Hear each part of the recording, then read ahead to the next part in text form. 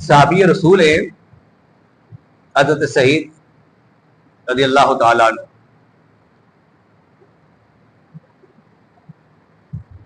آپ کو امیر المومنین جناب عمر فاروق رضی اللہ تعالیٰ عنہ اپنے دور حکومت کے اندر ایک علاقے کا گورنر بنا کر روانہ کیا. پہلے تو انہوں نے عرض کی یا امیر المومنین مجھے اتنی بڑی ذمہ داری نہ سونپی جائے. ہاں تو ہماری کوشش ہوتی ہے نا, اگر ہم اہل نہیں بھی تو پھر بھی کوشش کرتے ہیں کہ یہ ذمہ داری مجھے دی جائے. آپ نے کہا کہ یہ آرڈر ہے کہ تم اپنی بیوی بچوں کو لو اور روانہ ہو جاؤ, فلاں علاقے کا تمہیں گورنر بنایا جاتا ہے. حضرت سعید رضی اللہ تعالیٰ عنہ پہنچ جاتے ہیں. قربان جائیں صحابہ کرام رضوان مجمعین کی زندگیاں پڑھ کر. آج ہم نعرے تو آج ہماری زندگیاں صرف فقط نعروں تک رہ گئی ہیں, فقط زبانی کلامی ہم نعرے لگاتے ہیں, عمل کی دنیا سے ہم کوسوں دور ہیں. آپ چلے گئے وہاں گورنری کے فرائض ساری جانب دینے شروع کر دیے. عرصہ دراز گزر گیا. حضرت خالد بن ولید کی قیادت کے اندر علاقے فتح ہوئے تو آپ نے بہت زیادہ مال غنیمت گھوڑوں پہ اونٹوں پہ لاد کر مدینہ شریف کی طرف روانہ کیا. مسجد نبوی کے اندر ڈھیر لاگے, مال غنیمت کے ڈھیر لاگے. اتنا زیادہ جب مال غنیمت آیا نا علاقوں سے, جناب امیر المومنین نے اپنے گورنر کی طرف جو عمال تھے ان کی طرف خط لکھے کہ اپنے اپنے علاقے کے جو غریب لوگ ہیں ان کی لسٹیں بنا کر میری طرف روانہ کی جائے تاکہ مال غنیمت سے انہیں حصہ دیا جائے. ایک خط جناب شہید بن الجونی رضی اللہ تعالیٰ ان کی طرف بھی روانہ کیا گیا کہ آپ بھی اپنے علاقے کے غربا لوگوں کی لسٹ بنائیں اور روانہ کریں. جب آپ کے علاقے کی لسٹ آئی, جناب امیر المومنین عمر فاروق رضی اللہ تعالیٰ نے وہ لسٹ جب دیکھی تو سب سے پہلے اوپر جو نام لکھا ہوا تھا غریبوں کا, غریبوں میں سے, مسکینوں میں سے, نادار لوگوں میں سے, وہ جناب حضرت سعید گورنر وقت حضرت سعید رضی اللہ تعالیٰ کا تھا. آپ نے دیکھا تو آپ کی آنکھیں اشکبار ہو گئی, آپ نے رونا شروع کر دیا. ایسے ہی تو وقت کا گورنر, تو تیری حالت یہ ہے کہ کہیں دن تیرے گھر میں چولہا نہیں جلتا. امیر مومنین نے جب لسٹ دیکھی تو آپ نے اشرفیاں منگوائیں اور ایک تھیلی پیک کر کے قاصد کو کہا کہ فوراً روانہ ہو جاؤ اور جا کر یہ حضرت سعید کی بارگاہ میں جا کر کہو کہ امیر مومنین یہ تمہارے لیے تحفہ بھیجا ہے, جب آپ تحفے کا کہو گے تو وہ قبول کر لیں گے. قاصد اشرفیوں کی وہ تھیلی لے کر جب پہنچا, جا کر دروازے پر دستک دی, آپ نے خود دروازہ کھولا, ملاقات ہوئی اور پیش کی اشرفیاں. امیر المومنین نے آپ کی طرف یہ تحفہ روانہ کیا ہے. تو آپ نے جب وہ اشرفیاں کھولی تو جو ہی اشرفیاں دیکھی تو آپ نے پڑھا انا للہ و انا الیہ راجعون. آپ کی بیوی بھی جو کمرے کے اندر تھی باہر آ گئی, عرض کرنے لگی اے میرے سردار کیا امیر المومنین کا انتقال ہو گیا ہے؟ یہ تو افسوس کے کلمات, دویہ کلمات آپ پڑھ رہے ہیں. آپ نے کہا نہیں, امیر المومنین کا انتقال نہیں ہوا, وہ حیات ہے. میں نے اس لیے پڑھا انا للہ و انا الیہ. جس دنیا کی محبت, جس مال کی محبت میں اپنے دل سے نکال چکا تھا, آج وہ مال پھر میرے گھر کے اندر آ گیا ہے. اور تاریخ مورخ لکھتے ہیں, سیرت نگار لکھتے ہیں کہ شام ہونے سے پہلے مغرب ہونے سے پہلے آپ نے وہ ساری اشرفیاں رائے خدا میں وقف کر دی. یہ جذبہ یہ ساتھ تھا.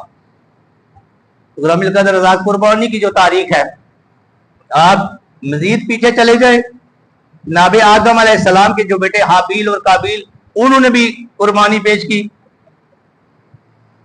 اور ان کی قربانی کوئی اور طریقے سے تھی. اس وقت مال غلہ اناج حکم ہوتا تھا کہ کھلے میدان کے اندر یا پہاڑ پہ ڈالو, جو آسمان سے آگ آتی تھی, جس کی وہ کھا جائے وہ قربانی سمجھتے تھے کہ یہ اللہ کی بارگاہ میں قبول ہو گئی.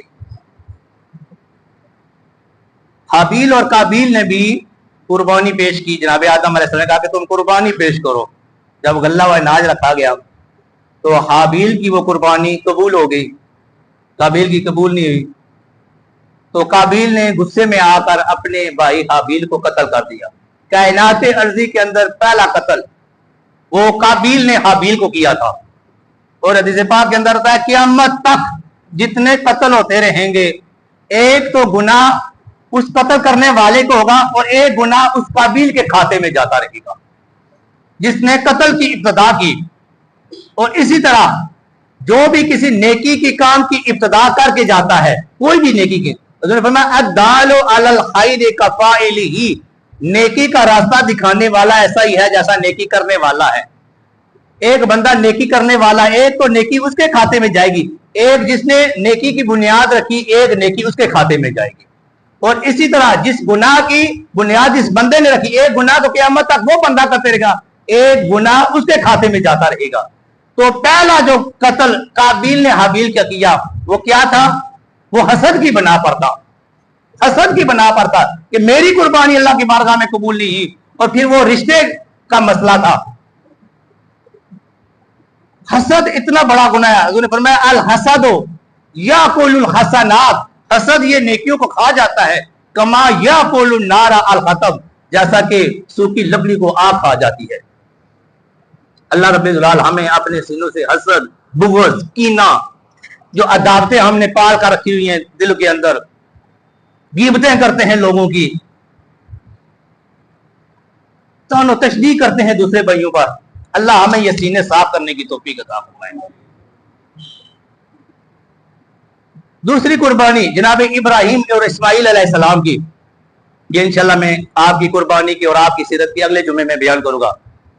जनाब इब्राहिम अलैहिस्सलाम ने अपने बेटे की कुर्बानी पेश की और ये कुर्बानी सहाबा किराम रिज़वानुल्लाह तआला अजमाइन ने पूछा, हजूर की बारगाह में पूछा, या रसूलल्लाह ये कुर्बानी क्या है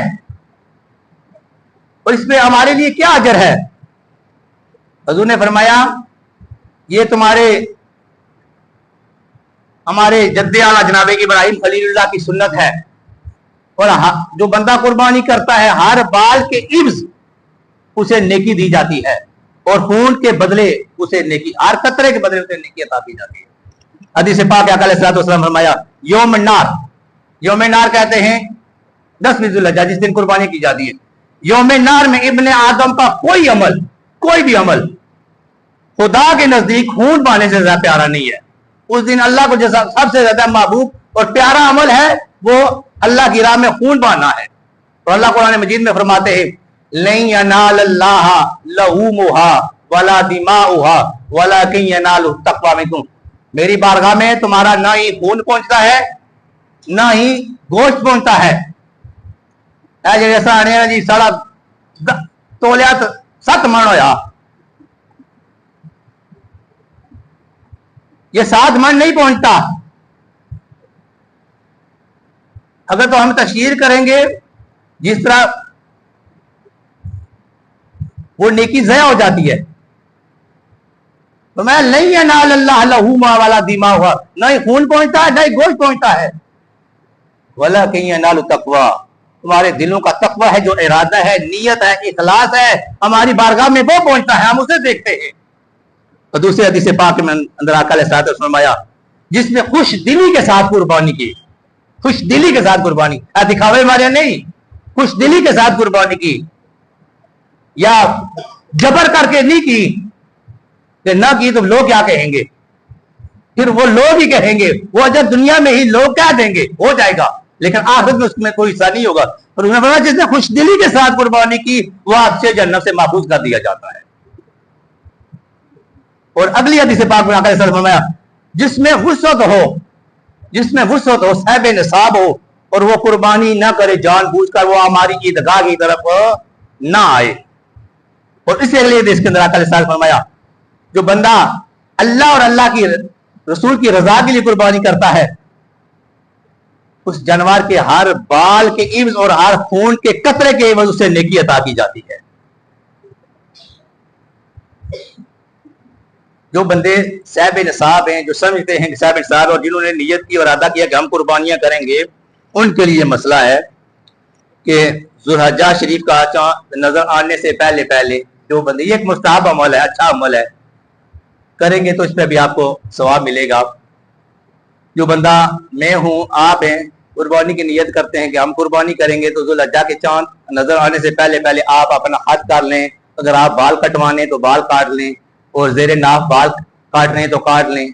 ये सारे मामलात आप चांद नजर आने से पहले पहले कर लें। और फिर जब आप कुर्बानी कर चुके 10 ज़ुल्हिज्जा, जब आप कुर्बानी कर चुके हैं, या फिर आप दूसरे दिन 11 ज़ुल्हिज्जा आप कुर्बानी, उसके बाद आप ये मामलात करें, ये सुनना, तो इस पे आपको डबल दोहरा अजर अता किया जाएगा। और एक और मसला, तकबीरात तशरीक 9 ज़िलहज्जा की फजर से लेकर 9 ज़िलहज्जा की फजर की नमाज के बाद एक बार पढ़ना, ये क्या है जी, वाजिब है, और 3 बार पढ़ना ये अफजल है। 3 बार पढ़ना ये अफजल है। लेकिन कोशिश करें पहले नमाज तो पढ़ो, नमाज फर्ज ही पढ़ना, नमाज पढ़ना ये फर्ज है। नमाज पढ़ते नहीं तो फिर कहते हैं तकबीरात तशरीक वाला मसला मौलवी को नहीं बयान किया जी, ये वाजिब है। नमाज पढ़ना ये दिन में 5 मरतबा ये फर्ज है। फर्ज हम पढ़ते नहीं है, कोशिश करें नमाज पढ़ें। और फिर 9 ज़िलहज्जा की फजर से लेकर 13 ज़ुल्हिज्जा की असर की नमाज तक एक बार बुलंद आवाज से तकबीर पढ़ना ये वाजिब है।